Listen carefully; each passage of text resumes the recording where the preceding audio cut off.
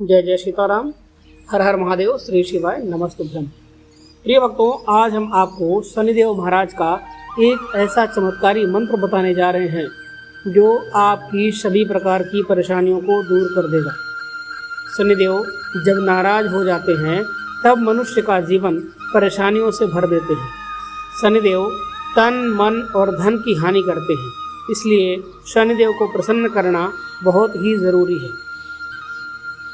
आज जो मंत्र हम आपको बताने वाले हैं उसका नित्य नियम से 108 बार जाप अवश्य करें। यदि आप जाप नहीं कर पा रहे हैं तो कम से कम आपको इस पूरे मंत्र का श्रवण करना चाहिए। यदि आप इस मंत्र का शनिवार के दिन जाप या श्रवण करते हैं संध्या काल में तो शनिदेव भगवान बहुत ही प्रसन्न हो जाते हैं। यदि आपकी कुंडली में शनि की छाया, शनि की दृष्टि या साथ में शनि की साढ़े साती या शनि की ढैया से आप परेशान हो रहे हैं तो यह मंत्र आपके लिए वरदान साबित होगा। कहते हैं शनिदेव के इस महामंत्र का यदि आप श्रवण कर लेते हैं तो आपके जीवन से हर प्रकार की परेशानियां दूर होने लग जाती हैं। प्रिय भक्तों, आपको इस मंत्र को अपने घर पर या अपने व्यापार स्थल पर संध्या काल में मोबाइल फोन पर चला करके छोड़ देना है और इस मंत्र को पूरा श्रवण करना है। यदि आप इस मंत्र का जाप करते हैं तो संध्या काल में जाप करना है। श्रवण कर सकते हैं दिन में कभी भी, जब भी आपको समय मिले। शनिदेव के इस मंत्र को यदि आप पूरा श्रवण करते हैं तो हमारे जीवन में आ रही हर प्रकार की परेशानियां नष्ट हो जाती हैं। शनिदेव के आशीर्वाद से हमारे व्यापार में उन्नति होती है, हमारे घर में सुख शांति आती है। कहते हैं शनिदेव को प्रसन्न कर लिया तो आपने जीवन में सभी प्रकार की खुशियाँ प्राप्त कर लेते हैं, क्योंकि शनिदेव का आशीर्वाद जब मिल जाता है व्यक्ति को, उसके सामने सब कुछ हासिल होने लग जाता है। शनिदेव को प्रसन्न करना बहुत ही ज़रूरी है, क्योंकि शनिदेव ही हमारे कर्मों के अनुसार हमें फल प्रदान करते हैं। इसलिए हमें अच्छे कर्म करने चाहिए और अपने जीवन में हर प्रकार के संकटों से दूर रहना चाहिए। कहते हैं हनुमान जी महाराज और शनिदेव का आशीर्वाद आप सभी को प्राप्त हो, इसी कामना के साथ आइए इस महामंत्र को श्रवण करते हैं। प्रिय भक्तों, वीडियो को लाइक करना मत भूलिएगा, चैनल को भी सब्सक्राइब कर लीजिए और कमेंट बॉक्स में जय शनिदेव जरूर लिख दीजिए। आइए इस महामंत्र को श्रवण करते हैं। मंत्र इस प्रकार है। ओम ह्रीं नीलांजन समाभासं रविपुत्रं यमाग्रजं छायामार्तंड संभूतं तं नमामि शनैश्चरम्। ओम ह्रीं नीलांजन समाभासं रविपुत्रं यमाग्रजं छायामार्तंड संभूतं तं नमामि शनैश्चरम्। ओम ह्रीं नीलांजन समाभासं रविपुत्रं यमाग्रजं छायामार्तंड संभूतं तं नमामि शनैश्चरम्। नीलांजन समाभासं रविपुत्रं यमाग्रजं छायामार्तंड संभूतं तं नमामि शनैश्चरम्। ओम ह्रीं नीलांजन समाभासं रविपुत्रं यमाग्रजं छायामार्तंड संभूतं तं नमामि शनैश्चरम्। ओम ह्रीं नीलांजन समाभासं रविपुत्रं यमाग्रजं छायामार्तंड संभूतं तं नमामि शनैश्चरम्। ओम ह्रीं नीलांजन समाभासं रविपुत्रं यमाग्रजं छायामार्तंड संभूतं तं नमामि शनैश्चरम्। ओम ह्रीं नीलांजन समाभासं रविपुत्रं यमाग्रजं छायामार्तंड संभूतं तं नमामि शनैश्चरम्। ओम ह्रीं नीलांजन समाभासं रविपुत्रं यमाग्रजं छायामार्तंड संभूतं तं नमामि शनैश्चरम्। ओम ह्रीं नीलांजन समाभासं रविपुत्रं यमाग्रजं छायामार्तंड संभूतं तं नमामि शनैश्चरम्। ओम ह्रीं नीलांजन समाभासं रविपुत्रं यमाग्रजं छायामार्तंड संभूतं तं नमामि शनैश्चरम्। ओम ह्रीं नीलांजन समाभासां रविपुत्रं यमाग्रजं छायामार्तंड संभूतं तं नमामि शनैश्चरम्। ॐ ह्रीं नीलाञ्जनसमाभासं रविपुत्रं यमाग्रजं छायामार्तण्डसम्भूतं तं नमामि शनैश्चरम्। ॐ ह्रीं नीलाञ्जनसमाभासं रविपुत्रं यमाग्रजं छायामार्तण्डसम्भूतं तं नमामि शनैश्चरम्। ॐ ह्रीं नीलाञ्जनसमाभासं रविपुत्रं यमाग्रजं छायामार्तण्डसम्भूतं तं नमामि शनैश्चरम्। ॐ ह्रीं नीलाञ्जनसमाभासं रविपुत्रं यमाग्रजं छायामार्तण्डसम्भूतं तं नमामि शनैश्चरम्। ॐ ह्रीं नीलाञ्जनसमाभासं रविपुत्रं यमाग्रजं छायामार्तण्डसम्भूतं तं नमामि शनैश्चरम्। ॐ ह्रीं नीलाञ्जनसमाभासं रविपुत्रं यमाग्रजं छायामार्तण्डसम्भूतं तं नमामि शनैश्चरम्। ॐ ह्रीं नीलाञ्जनसमाभासं रविपुत्रं यमाग्रजं छायामार्तण्डसम्भूतं तं नमामि शनैश्चरम्। ॐ ह्रीं नीलाञ्जनसमाभासं रविपुत्रं यमाग्रजं छायामार्तण्डसम्भूतं तं नमामि शनैश्चरम्।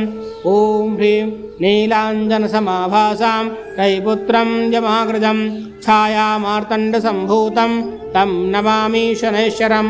ॐ ह्रीं नीलाञ्जनसमाभासं रविपुत्रं यमाग्रजं छायामार्तण्डसम्भूतं तं नमामि शनैश्चरम्। ॐ ह्रीं नीलाञ्जनसमाभासं रविपुत्रं यमाग्रजं छायामार्तण्डसम्भूतं तं नमामि शनैश्चरम्। ॐ ह्रीं नीलाञ्जनसमाभासं रविपुत्रं यमाग्रजं छायामार्तण्डसम्भूतं तं नमामि शनैश्चरम्। ॐ ह्रीं नीलाञ्जनसमाभासं रविपुत्रं यमाग्रजं छायामार्तण्डसम्भूतं तं नमामि शनैश्चरम्। ॐ ह्रीं नीलाञ्जनसमाभासं रविपुत्रं यमाग्रजं छायामार्तण्डसम्भूतं तं नमामि शनैश्चरम्। ॐ ह्रीं नीलाञ्जनसमाभासं रविपुत्रं यमाग्रजं छायामार्तण्डसम्भूतं तं नमामि शनैश्चरम्। ॐ ह्रीं नीलाञ्जनसमाभासं रविपुत्रं यमाग्रजं छायामार्तण्डसम्भूतं तं नमामि शनैश्चरम्। ॐ ह्रीं नीलाञ्जनसमाभासं रविपुत्रं यमाग्रजं छायामार्तण्डसम्भूतं तं नमामि शनैश्चरम्। ॐ ह्रीं नीलाञ्जनसमाभासां रविपुत्रं यमाग्रजं छायामार्तण्डसम्भूतं तं नमामि शनैश्चरम्। ॐ ह्रीं नीलाञ्जनसमाभासं रविपुत्रं यमाग्रजं छायामार्तण्डसम्भूतं तं नमामि शनैश्चरम्।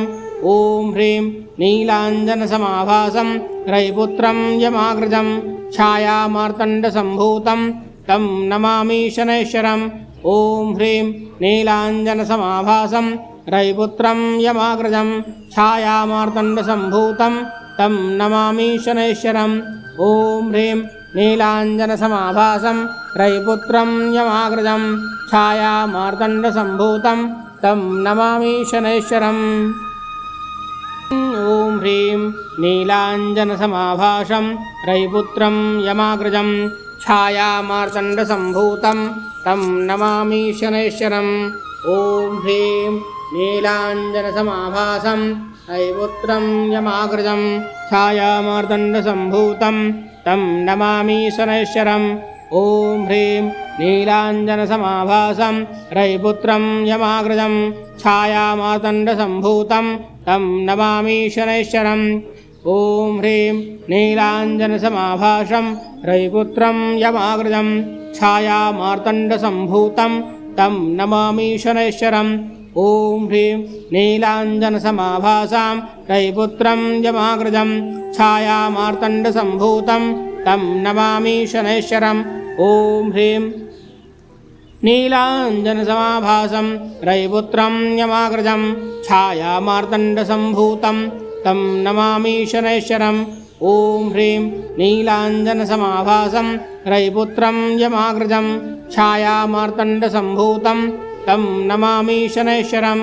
ॐ ह्रीं नीलाञ्जनसमाभासं रविपुत्रं यमाग्रजं छायामार्तण्डसम्भूतं तं नमामि शनैश्वरम्। ॐ ह्रीं नीलाञ्जनसमाभासं रविपुत्रं यमाग्रजं छायामार्तण्डसम्भूतं तं नमामि शनैश्वरम्। ॐ ह्रीं नीलाञ्जनसमाभासं रविपुत्रं यमाग्रजं छायामार्तण्डसम्भूतं तं नमामि शनैश्वरम्। ॐ ह्रीं नीलाञ्जनसमाभासं रविपुत्रं यमाग्रजं छायामार्तण्डसम्भूतं तं नमामि शनैश्वरम्।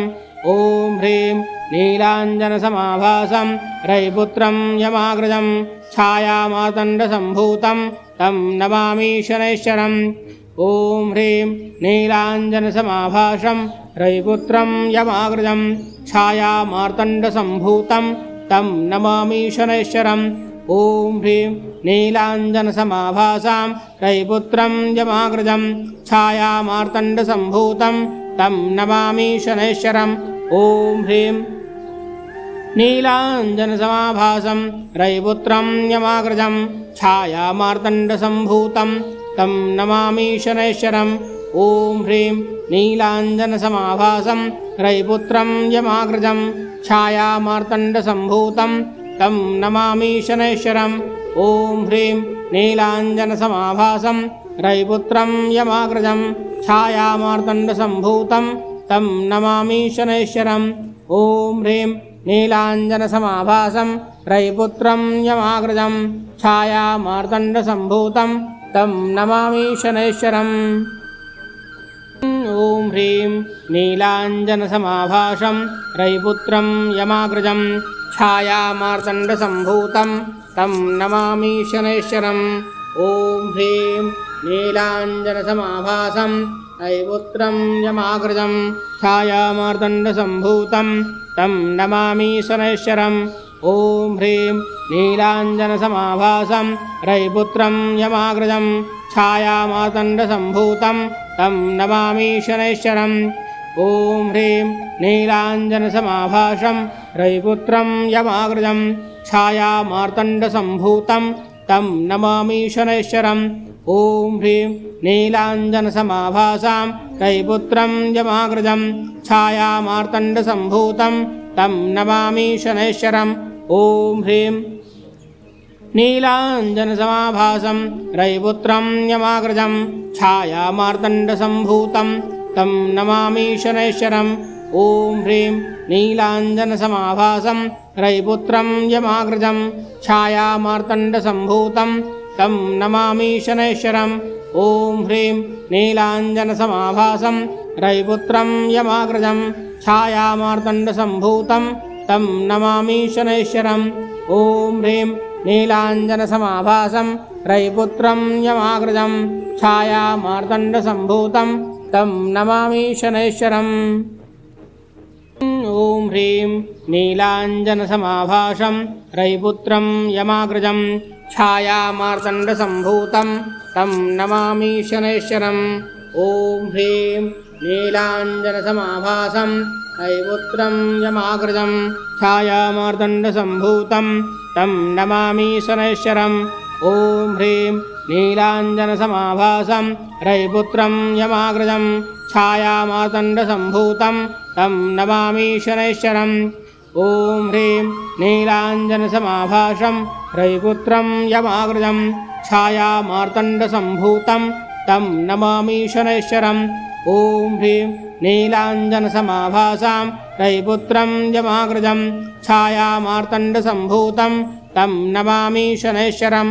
ॐ ह्रीं नीलाञ्जनसमाभासं रविपुत्रं यमाग्रजं छायामार्तण्डसम्भूतं तं नमामि शनैश्वरम्। ॐ ह्रीं नीलाञ्जनसमाभासं रविपुत्रं यमाग्रजं छायामार्तण्डसम्भूतं तं नमामि शनैश्वरम्। ॐ ह्रीं नीलाञ्जनसमाभासं रविपुत्रं यमाग्रजं छायामार्तण्डसम्भूतं तं नमामि शनैश्वरम्। ॐ ह्रीं नीलाञ्जनसमाभासं रविपुत्रं यमाग्रजं छायामार्तण्डसम्भूतं तं नमामि शनैश्वरम्। ॐ ह्रीं नीलाञ्जनसमाभासं रविपुत्रं यमाग्रजं छायामार्तण्डसम्भूतं तं नमामि शनैश्वरम्। ॐ ह्रीं नीलाञ्जनसमाभासं रविपुत्रं यमाग्रजं छायामार्तण्डसम्भूतं तं नमामि शनैश्वरम्। ॐ ह्रीं नीलाञ्जनसमाभासं रविपुत्रं यमाग्रजं छायामार्तण्डसम्भूतं तं नमामि शनैश्वरम्। ॐ ह्रीं नीलाञ्जनसमाभासं रविपुत्रं यमाग्रजं छायामार्तण्डसम्भूतं तं नमामि शनैश्वरम्। ॐ ह्रीं नीलाञ्जनसमाभासां रविपुत्रं यमाग्रजं छायामार्तण्डसम्भूतं तं नमामि शनैश्वरम्। ॐ ह्रीं नीलाञ्जनसमाभासं रविपुत्रं यमाग्रजं छायामार्तण्डसम्भूतं तं नमामि शनैश्वरम्। ॐ ह्रीं नीलाञ्जनसमाभासं रविपुत्रं यमाग्रजं छायामार्तण्डसम्भूतं तं नमामि शनैश्वरम्। ॐ ह्रीं नीलाञ्जनसमाभासं रविपुत्रं यमाग्रजं छायामार्तण्डसम्भूतं तं नमामि शनैश्वरम्। ॐ ह्रीं नीलाञ्जनसमाभासं रविपुत्रं यमाग्रजं छायामार्तण्डसम्भूतं तं नमामि शनैश्वरम्।